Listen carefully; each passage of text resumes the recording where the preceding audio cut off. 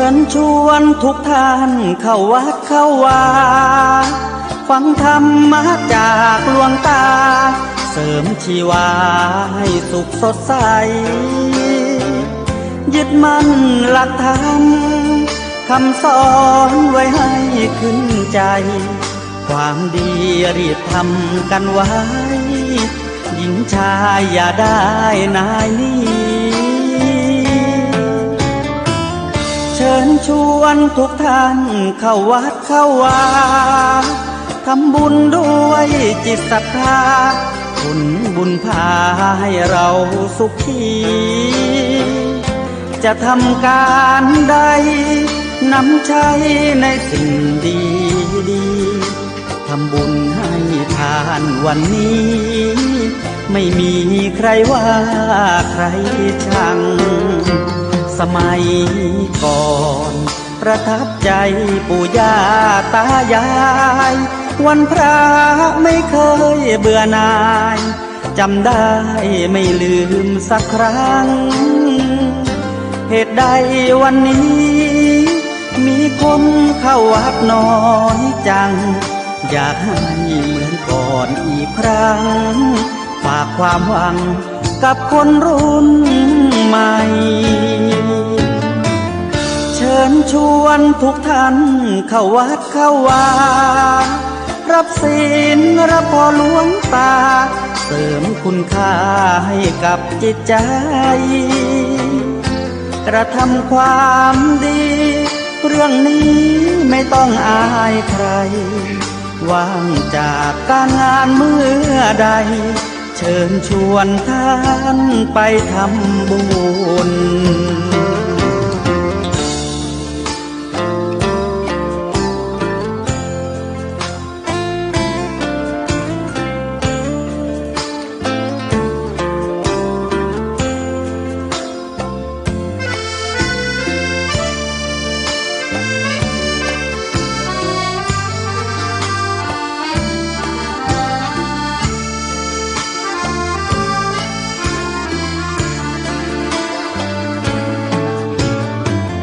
เชิญชวนทุกท่านเข้าวัดเข้าวารับศีลรับพรหลวงตาเสริมคุณค่าให้กับจิตใจกระทำความดีเรื่องนี้ไม่ต้องอายใครว่างจากการงานเมื่อใดเชิญชวนท่านไปทำบุญกระทำความดีเรื่องนี้ไม่ต้องอายใครฝากเพลงเชิญชวนหญิงชายอย่าอายเรื่องการทำบุญ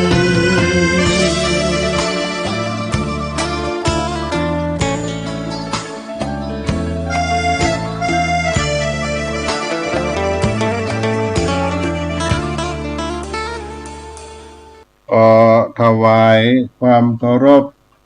พระมหาเถรานุเถระครูบาอาจารย์เจ้าทั้งหลายจุตนจุองค์เจริญสุขเจริญธรรมจุ่งบังเกิดมียังพุทธศาสนิกชนทั้งหลายที่ได้สดับรับฟังธรรมะสถานีวิทยุคลื่น FM 104.50 เมกะเฮิรตซ์สถานีวิทยุธรรมะวัดฝ่ายหินตำบลสุเทพอำเภอเมืองจังหวัดเชียงใหม่วันนี้เป็นรายการสาระธรรมธรรมะของวัดสลีโสดาพระอารามหลวงโดยอาตมาภาพท่านพระครูปัญญาสังฆการเป็นผู้มาดำเนินรายการพบปะกับท่านสาธุชนคนฟังต่างหลายในวันพุธที่11มีนาคม2569เมื่อค่ำยามเย็นวันนี้ก็เป็นน้ำฟ้าสายฝนโปรยปลายลงมาประมาณ16 นาฬิกาต้นก็หายไปก็ยังมืดครึ้มอยู่ มีความชุ่มความเย็นอยู่จะตกหรือว่าตกมาก็ลองดูกันกำหนึ่งที่อื่นที่ไกลนี่ก็จะมีฟ้ามีฝนเหมือนตั้งตีนดอยสุเทพอนุสาวรีย์ครูบาเจ้าสลีวิจัยวัดสลีโสดาอย่างใดก็หาเนาะต้นรายการนี้ก็จะฝากสุภาษิตคำสอนโบราณล้านนาไทยคือพี่น้องท่านผู้ฟังเป็นการสืบสารคำสอนของพ่อหม่อนแม่หม่อนพ่ออุ้ยแม่อุ้ยในอดีตการที่เปิ้นได้ก้อนไกเอามาเป็นสุภาษิตล้านนาไทยเอามาปั่นมาฝากเพื่อได้เป็นประโยชนะกับท่านทั้งหลายในวันนี้มีสุภาษิตคำสอนล้านนาไทยที่มีคำสอนที่ว่า มีเงินคำไว้บ่ใจบ่สอยเต็มกองเต้าดอยไผบ่อวดอ้างมีเงินคำไว้บ่ใจบ่สอยเต็มกองเต้าดอยไผบ่อวดอ้างมีเงินคำไว้บ่ใจบ่สอยเต็มกองเต้าดอยไผบ่อวดอ้างมีความหมายว่ามีเงินทองไว้แต่บ่ยอมใช้จ่ายแม้มีมากมายขนาดกองเท่าภูเขาก็บ่มีใครอวดอ้างลือชามีเงินคำไว้บ่ใจบ่สอยเต็มกองเต้าดอยไผบ่อวดอ้างหิหาหอมศิลบกดินกินสร้างบ่ฮื้อบกบางหอดไรเก็บไว้ดอมดายบ่เอาจ่ายใจจักหาสุขได้ได้จาหาบวกแห้งแล้วป้อยบ่งมป่าเนี่ยให้ใส่นาป้อยบ่กินข้าวมีเงินคำไว้บ่ใจบ่สอยเต็มกองเต้าดอยไผบ่อวดอ้างหิหาหอมศิลบกดินกินสร้างบ่ฮื้อบกบางหอดไรเก็บไว้ดอมดายบ่เอาใจใจจักหาสุขได้ได้จาหาบวกแห้งแล้วป้อยบ่งมป่าเนี่ยให้ใส่นาป้อยบ่กินข้าวมีเงินคำไว้บ่ใจบ่สอยเต็มกองเต้าดอยไผบ่อวดอ้างหิหาหอมศิลบกดินกินสร้างบ่ฮื้อบกบางหอดไรเก็บไว้ดอมดายบ่เอาใจใจจักหาสุขได้ได้จาหาบวกแห้งแล้วป้อยบ่งมป่าเนี่ยให้ใส่นาป้อยบ่กินข้าวก็เป็นคำสอนในบทสุภาษิตนี้มีเงินไว้บ่ใช้มีเงินคำไว้บ่ใจบ่ยอมใจจ่ายจะมีมากมายต่อภูเขามากมายต่อภูเขาเล่ากาก็หาคนอวดอ้างไม่ได้อุตส่าห์ทำงานเสาะแสวงหาแล้วก็อดออมไว้เพื่อบ่ฮื้อขัดสนยากไร้แต่กลับบ่ยอมจับใจใจสอยแล้วจะหาสุขจากการบริโภคทรัพย์ได้อย่างใดอุปมาดังการลงแหงวิทน้ำจากจากอ่างเนี่ยเมื่อน้ำแห้งกลับไปก็บ่มีเมื่อน้ำบวกน้ำมันแห้งไปนี่บ่จับป่าหรือลงแรงทำนากับบ่กินข้าวนี่ก็เป็นบทสุภาษิตที่ว่ามีเงินคำไว้บ่ใจบ่สอยเต็มกองเต้าดอยไผบวดอ้างก็เอามาปั่นมาฝากท่านสาธุชนผู้ฟังทั้งหลายในเมื่อค่ำยามเย็นในวันนี้ก็บูชาธรรมด้วยดอกบัวในคีตธรรมในต้นรายการนี้ก่อนน้อ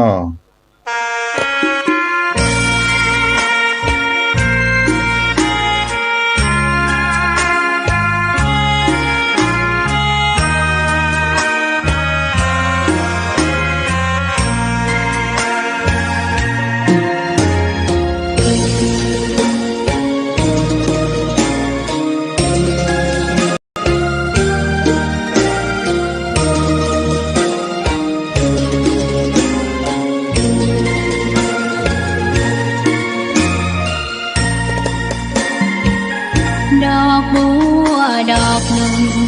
พึงใจไว้เพื่อบูชาแด่องค์พระศาสดาสัมมาสัมพุทธเจ้ามีความงามเงียบไม่เปรียบเทียบเขาเทียบเราใครมองไม่งามช่างเขาแต่เจ้าก็คือดอกบัวด้วยความสัตย์ซื่อยึดถือความดีเป็นหลักใครรักไม่รักก็ไม่จมปลักมองมัวเมื่อโผล่พ้นน้ำก็เห็นความงามในตัวไม่ยึดติดในตมชั่วขอเป็นดอกบัวดอกเดียวใคร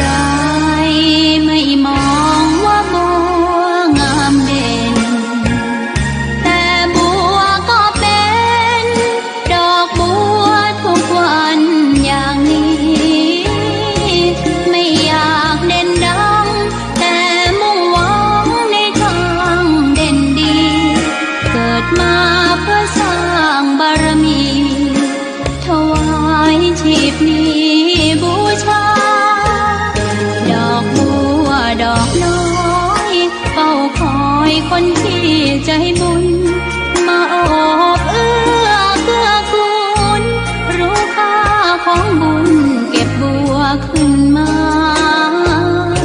เพื่อสร้างความดีและเสริมบารมีดังว่าใช้ดอกบัวนี้บูชาพระสัมมาสัมพุทธองค์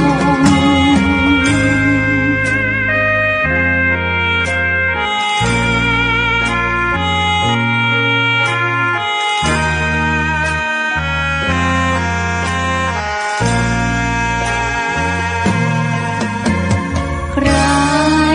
ไม่มองว่าบัวงามเด่นแต่บัวก็เป็นดอกบัวทุกวันอย่างนี้ไม่อยากเด่นดังแต่มุ่งหวังในทางเด่นดีเกิดมาเพื่อสร้างบารมีถวายชีพนี้บูชาดอกบัวดอกน้อยเฝ้าคอยคนที่ใจบุญมาโอบเอื้อเกื้อกูลรู้ค่าของบุญเก็บบัวขึ้นมาเพื่อสร้างความดีและเสริมบารมีดังว่าใช้ดอกบัวนี้บูชาพระสัมมาสัมพุทธองค์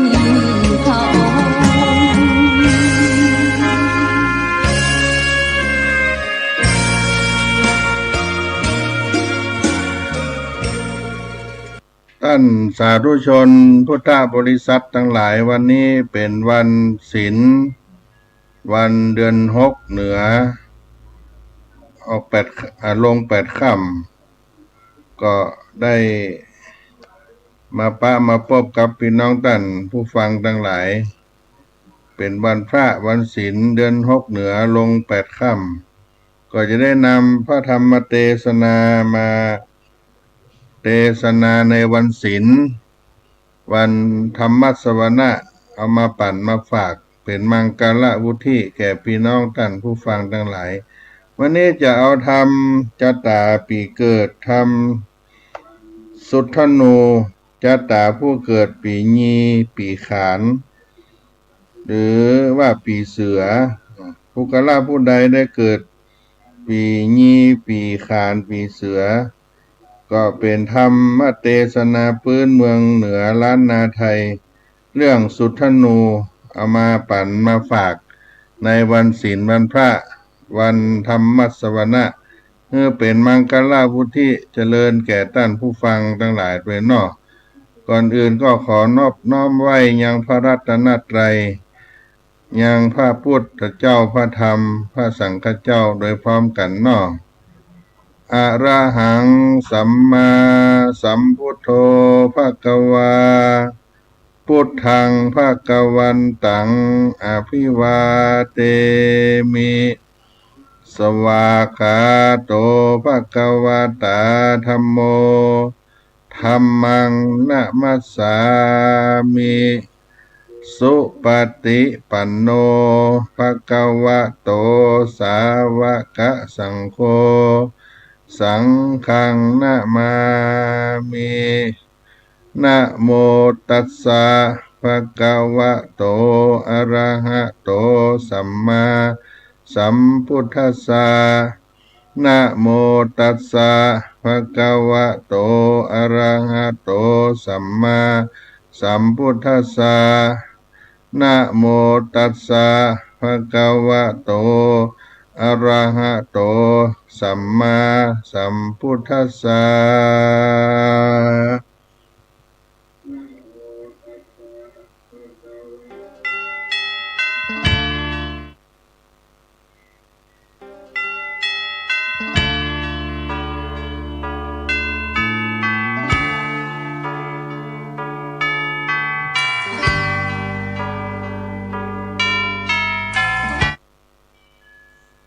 สมเด็จเลยพระคาโตฉลาดเสด็จขึ้นธรรมาสแก้วและจองคำไหวหลังอาบเอิงดีมีรักษามีงามอยู่ย่อยแย้มส่องไฟแก้มเปียบผิวคำผู้ขาของระบำธรรมจิมพระอยู่จองจ้องขอพระคาอย่าเข่งคำจงเทศนาธรรมเทศเพื่อให้รู้แจ้งเจตใจจงตะวันลงต่ำค่ำไปแล้วสุริยะแก้วก็มารับเลี่ยมเขายุกันทรผู้ขายอพระนมก็กลมไก่กล้าวขออาราธนาสวาธุเจ้าเทศนาธรรมจุงไข่ระบำธรรมอันเนืองเนตรเพื่อมหามูลศรัทธาได้ฟังธรรมังธรรมังอนุกัมปิมังปะจังอาราธนังกัลโลมานะโมตัสสะภะคะวะโตอะระหะโตสัมมาสัมพุทธัสสะกัสสะหะหะพุทธาสุติอิตังกาทังสัทธาเจตวันเนวิหารันโตมาลาปะลังอาราภากาเทสิสาทโวดุราสัมปุริสาตังหลายศรัทธาว่าพระพุทธเจ้าแห่งเราปางเมื่อสถิตสำราญในปาเจตวันนะ มหาอารามพระก็พาลบเพื่อการตามมือเป็นเหตุแก่ธรรมเทศนาโดยมีแต่แลยังมีในวันหนึ่งเจ้าภิกขุทั้งหลายก็มาเจนจายังคุณแห่งพระพุทธเจ้าว่าอาวุโสดุลาเจ้าทั้งหลายพระพุทธเจ้าตนละเสียยังราชสัมปติลวดออกบวชตนเดียวก็ผจญพาแผ่หมู่มาร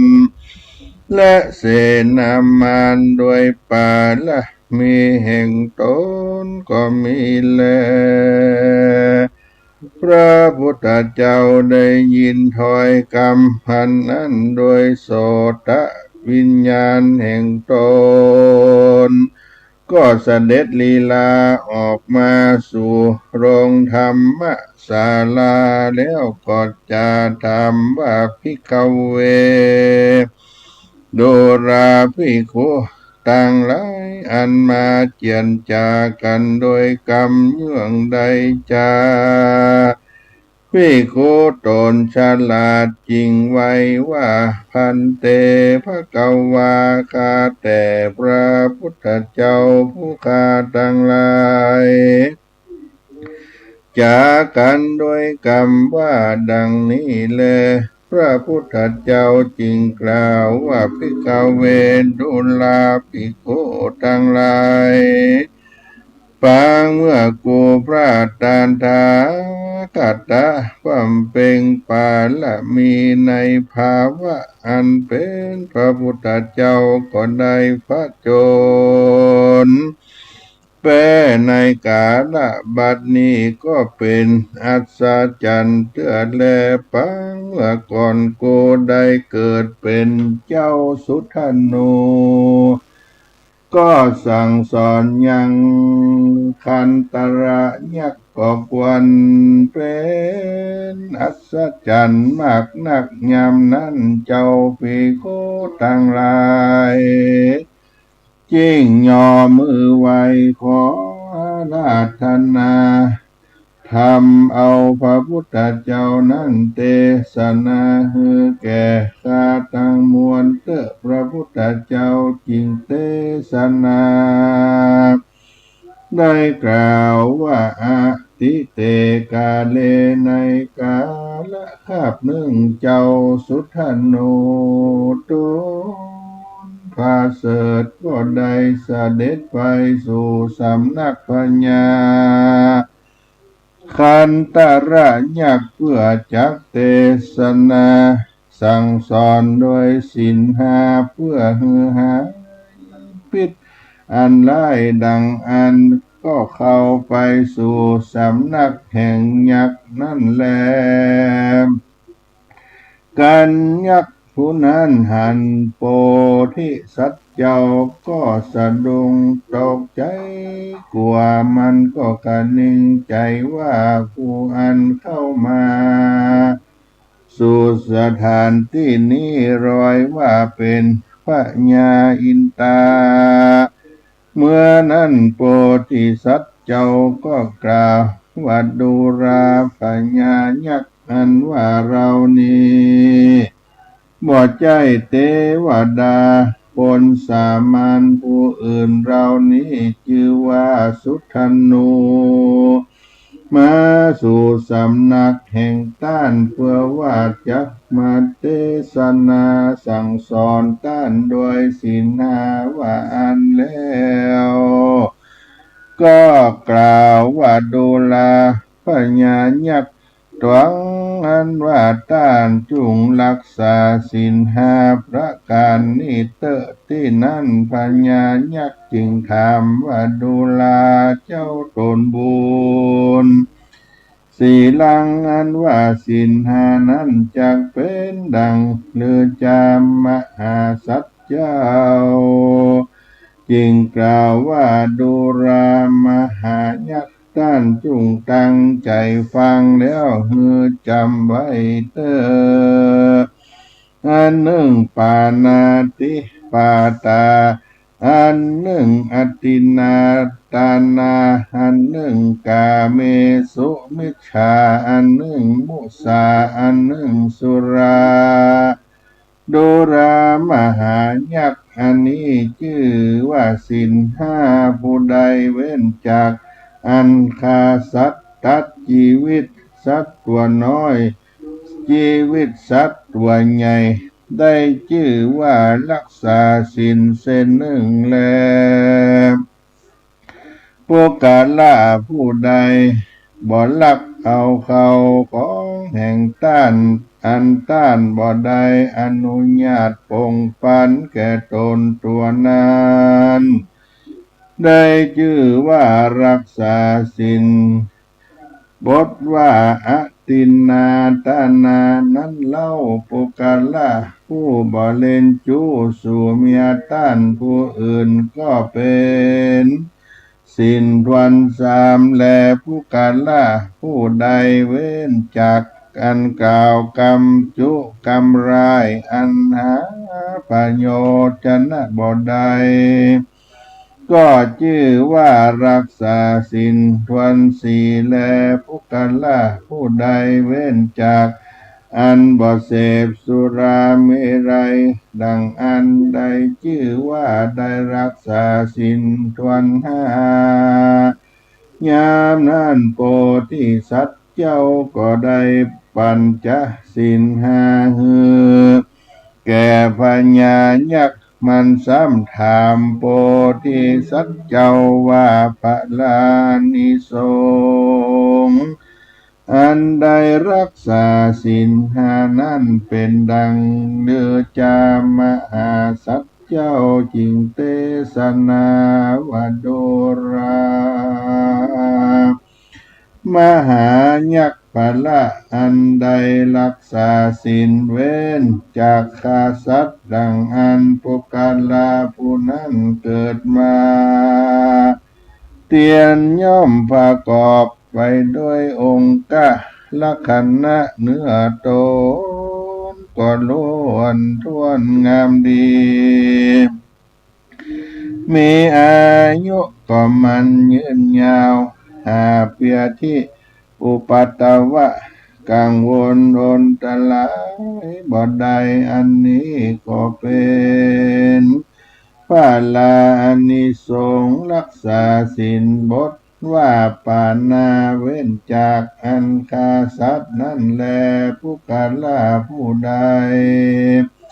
เว้นจากอันบ่ลักเขาของแห่งต้านผู้อื่นแม้นว่าเกิดมาที่ใดก็มีสุขตุงมือ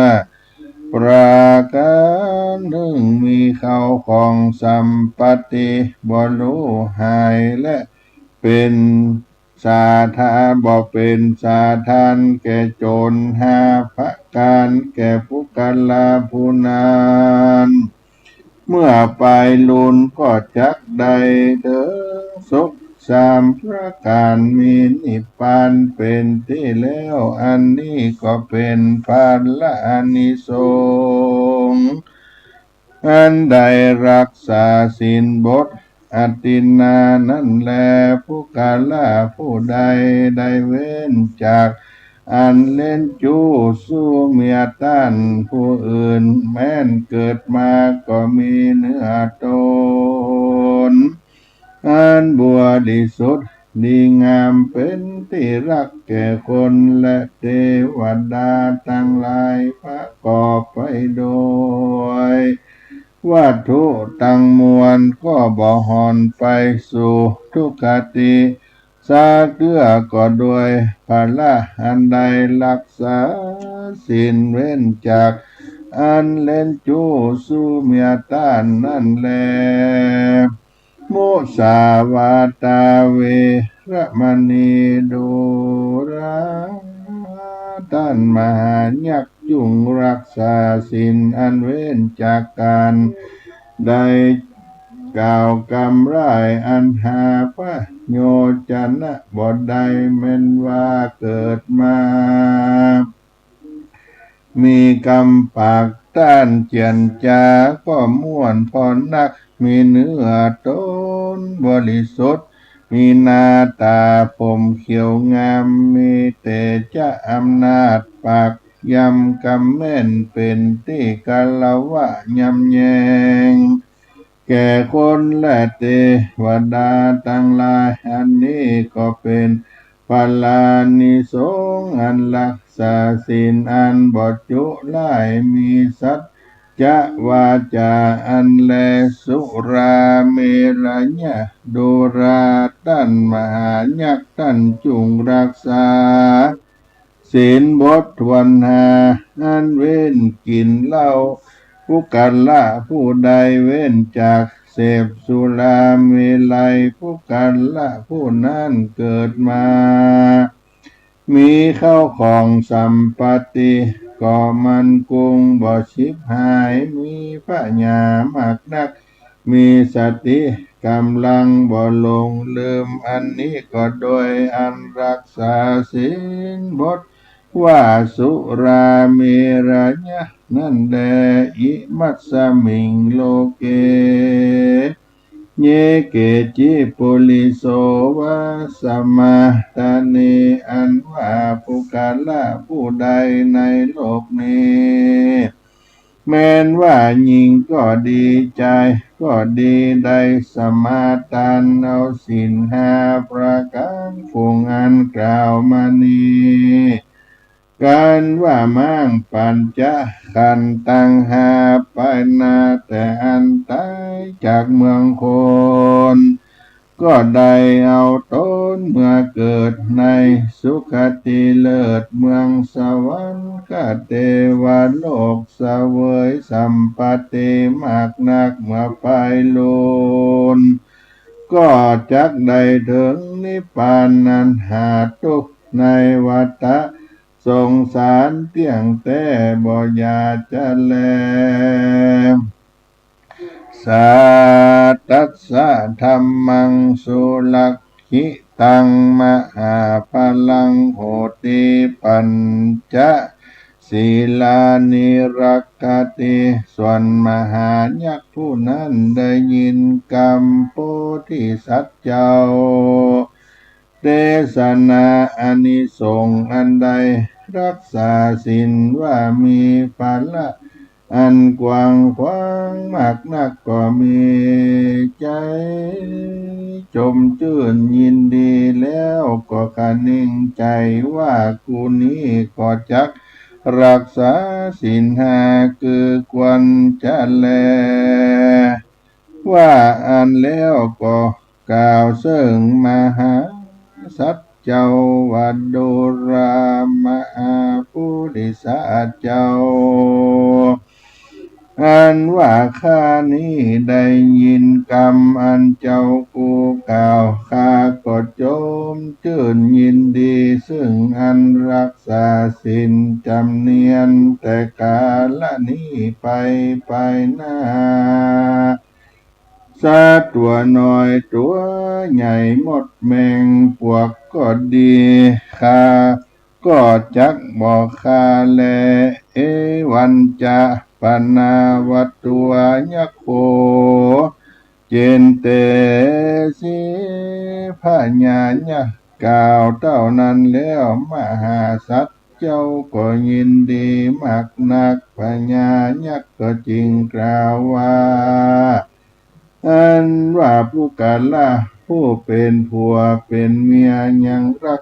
แบ่งกันดังอันหลอนมีผู้กันละผู้หนึ่งผู้ใดปล่อยมากำจัดใดปราดพรากจากกันดังอันผู้กันละผู้นั้นก็จักได้บาปมากนักผู้กาก็จักหือนางอัญชนะว่าดีแก่เจ้าและเจ้าคันตระยักษ์ก็เข้าไปสู่สำนักน้องหญิงแห่งตนก็ถามว่าดูลานางอัญชนะว่าดี เจ้าสุธานุนั้นยังเป็นผัวแห่งเจ้าแต่จะลือนางอัญชนวดีจริงกล่าวแก่พี่แห่งตนว่าเจ้าสุธานุนั้นก็หากเป็นผัวแห่งข้าแต่แลพระญายักษ์ได้ยินคำสรรเสริญก็ไปสู่สำนักเจ้าสุธานุแล้วกล่าวว่าดุรามหาปุริสาเจ้าต้านจุงเอาเมียแห่งต้านข้าก็จักฮือแก่เจ้าบัดนี้แลเมื่อนั้นนางอัญชนวดีก็กล่าวซึ่งพี่แห่งตนว่าโดลาพี่เป็นเจ้าพิว่าฮือยังคาแก่เจ้าสุธนุข้าก็จะขอสั่งอำลาพี่เป็นเจ้าไปกับเจ้าสุธนุขอพี่เป็นเจ้าจุงอยู่สดสดีจุงอยู่รักษาศีลห้ามีปานาติบาตเป็นต้นจุงมีเตอ ส่วนมหาสัตว์เจ้าก็เข้าไปในผาศาสตร์กับนางอัญชนวดีเจ้าก็อยู่ที่นั่นเสียง2 วัน 3 วันก็มีแลโปธิสันโตกันธาระยักขังปัญจศีลังปฏิฐานะเปตุพระโพธิสัตว์เจ้าก็ฮือคันตรัญญักฮือตั้งอยู่ในศีล5แล้วเจ้าก็เอานางอัญชนวดีและนางกันเลนวดีคืนขี่ม้ามณีกัดแก้วกับโดยตนหือนางกันเลนวดีนั่งอยู่ภายหลังส่วนนางอัญชนวดีนั่งอยู่ภายหน้าโพธิสัตว์เจ้าฟ้าก็นั่งอยู่ตำกลางม้ามณีกากตัวนั้นก็สานยขึ้นไปบนอากาศก็เหาะไปลอดถึงเมืองปาลาณเส โดยลำดับบ้านน้อยเมืองใหญ่ต่างหลายมากนักกันไปลอดเมืองแห่งตนแล้วก็ลงจากหลังม้ามณีกาแก้วก็พาเอานางทั้งสองเข้าไปสู่ผาศาสตร์แห่งตนก็อยู่เสวยราชสัมปัตติมากนักก็มีแลทะอันตาในกาลยามนั้นโพธิสัตว์เจ้าก็ตั้งยังนางทั้งสองเป็นอาคัลละมเหสีลาจเทวีเป็นใหญ่แก่นางนาสนมตั้งหลายได้16,000นางก็มีแลมหาสัตว์เจ้า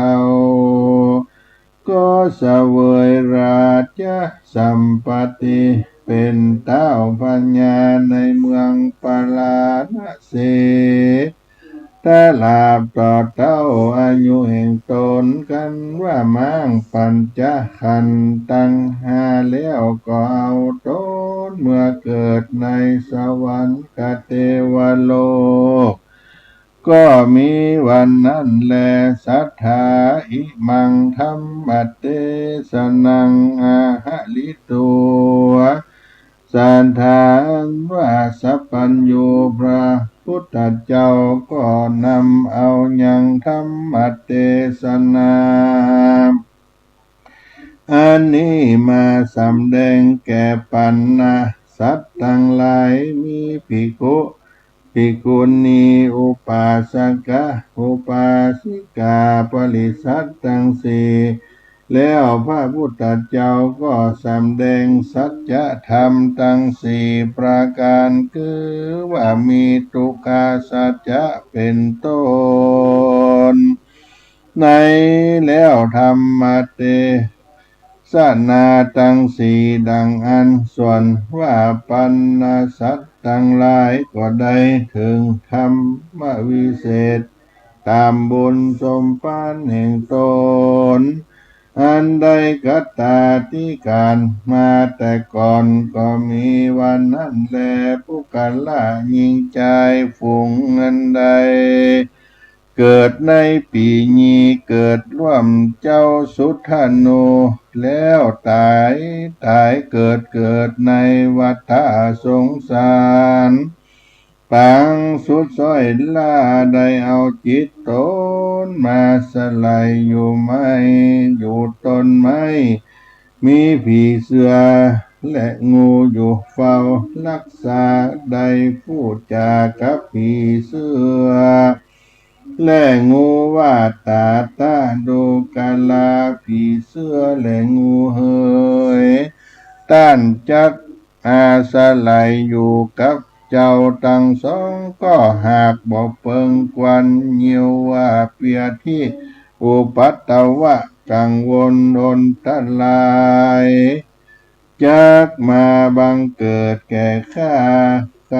ก็ขอสั่งอำลาเจ้าตั้งสองไปก่อนเตอะไปลุนมาร้อนข้าใดต้องเปียที่อันตรายดังอันข้าจักพูดจาโดยเครื่องต่างๆอุติสะหือแก่เจ้าตั้งสองกันสั่งอำลาเลี้ยวกาวจิตตนมาปฏิสนกำเนิดเกิดในท้องแม่แห่งตนในกาลบัดนี้แลพวกกาล่ายิงใจฝูงอันเกิดมาในปีนี้ปีเสือจุพระธาตุเจ้าจ่อเฮยอดตานแห่งตนคือได้สร้างธรรมเจ้าสุทธานุเป็นธรรมจัตตาคือได้สร้างศาลาเป็นตานก็จักสมฤทธิมั่งมีโดยเขาของสัมปติข้าคนมากนักลวงหลายหาเปียที่กังวลอนตันหลายบ่ได้บ่อยากจะแลตุมเหพระวันตาตั้นต่างหลายฟังแล้วจุงทะลงจำเอาไว้ยังจะตากะอันนี้แล้วจงจวนกันกระทำบุญเพื่อตานรักษาศีลฟังธรรมเมตตาภาวนาไปใจเพื่อให้ได้ถึงสุขสามประการมีนิพพานเป็นที่แล้วจูตนทุกคนแต่ดีลีสุทธานุจาตังกังนิติตังขีญาณสังวันนาจาโดยห้องเหตุเจ้าสุทธานุจาตกะก็บังกรมสมเด็จสาเด็จสาธุสาธุ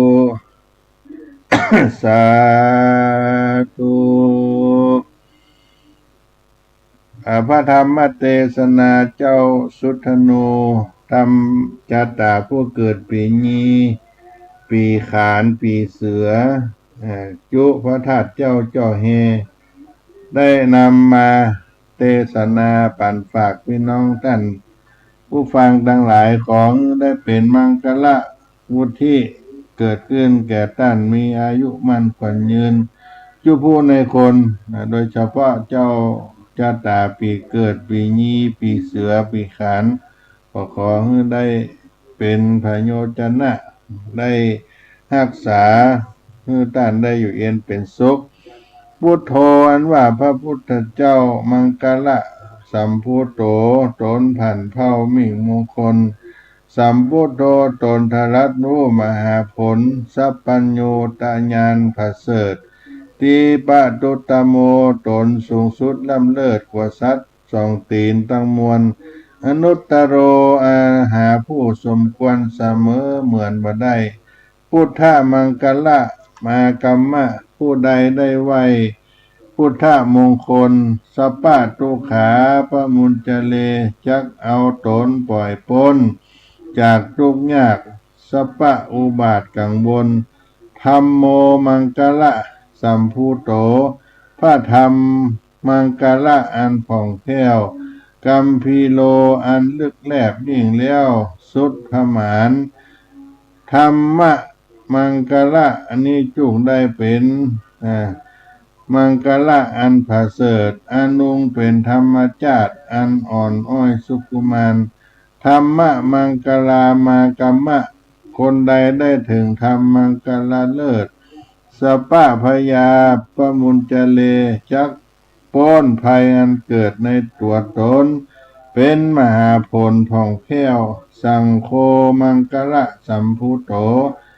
พระสงฆ์อันเลิศแล้วมิ่งมงคลตักขินายโย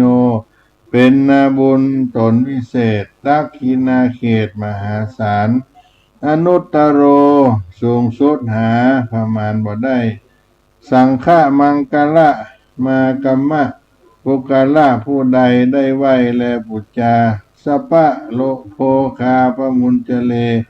ก็จักสัพพะโรกาปมุญจเลก็จักป้อยพ้นยังโรกาภัยทั้งหลายอันใหญ่หลีกเว้นได้หมู่เวลาขออัญเชิญพระติรัตนาสามดวงพระแก้วเจ้ามาปกห่มเจ้าหมู่ศรัทธาทั้งหลายเพื่อเพิกพ้นภัยอุบาทสปะพญาติและกังวลจำเริญตนไปใจนั่นจงจักมีเตี้ยงแต่ดีหลีสัพปีติโยจงเมื่อเป็นขวาคำผิวผ่องวิวัจจันโตเป็นที่มันหนองเกาปันสัพพะโรโกปัญญาที่จุอันจุสิ่งเฮือดับมวยมิ่งกราไกมโนภาวะเฮือได้จำเริญใจจุข้ามเจ้าโศกขังพลังโศกเตี้ยงเต้าเพียบเมืองสวรรค์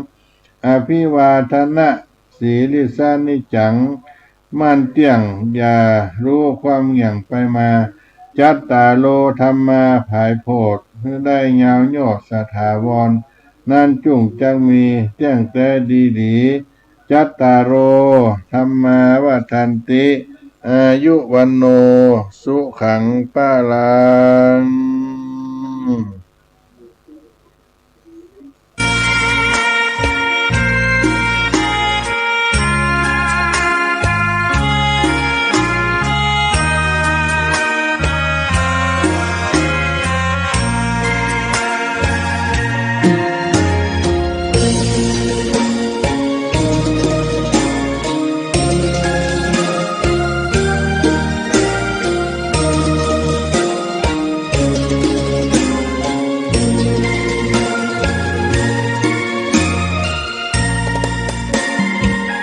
ดอกบัวดอกหนึ่งตึงใจไว้เพื่อบูชาแด่องค์พระศาสดาสัมมาสัมพุทธเจ้ามีความงามเงียบไม่เปรียบเทียบเขาเทียบเราใครมองไม่งามช่างเขาแต่เจ้าก็คือดอกบัวด้วยความสัตย์ซื่อยึดถือความดีเป็นหลักใครรักไม่รักก็ไม่จมปลักมองมัวเมื่อโผล่พ้นน้ำก็เห็นความงามในตัวไม่ยึดติดในตมชั่วขอเป็นดอกบัวดอกเดียวใครไม่มองว่าบัวงามเด่นแต่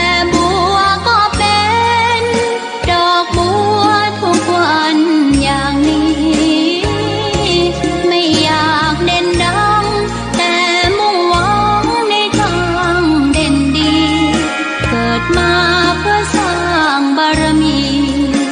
ถวายชีพนี้บูชา ดอกบัวดอกน้อยเฝ้าคอยคนที่ใจบุญ มาโอบเอื้อเกื้อกูลรู้ค่าของบุญเก็บบัวขึ้นมา เพื่อสร้างความดี และเสริมบารมีดังว่า ใช้ดอกบัวนี้บูชา พระสัมมาสัมพุทธองค์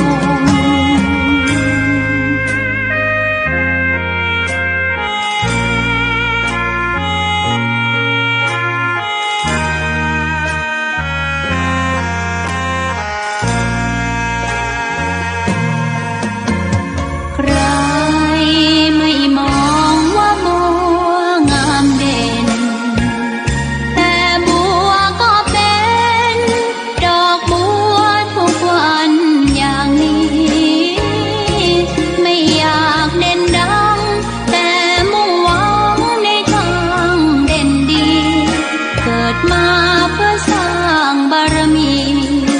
ถวายชีพนี้บูชา ดอกบัวดอกน้อยเฝ้าคอยคนที่ใจบุญ มาโอบเอื้อเกื้อกูลรู้ค่าของบุญเก็บบัวขึ้นมา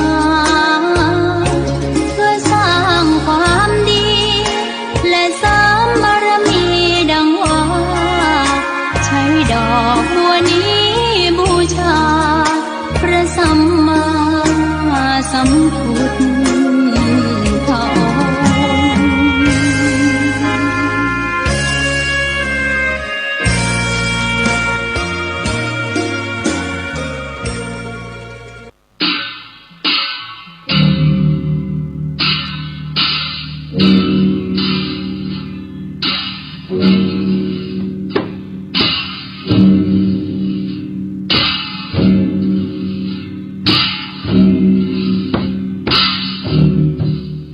ก็ได้ฟังพระธรรมเทศนาจบลงไป เจ้าสุทธนูชะตาปีเกิดคุณที่เกิดปีญีสิทธิกาลิยะด้านโหราจารย์เจ้าในอดีตการ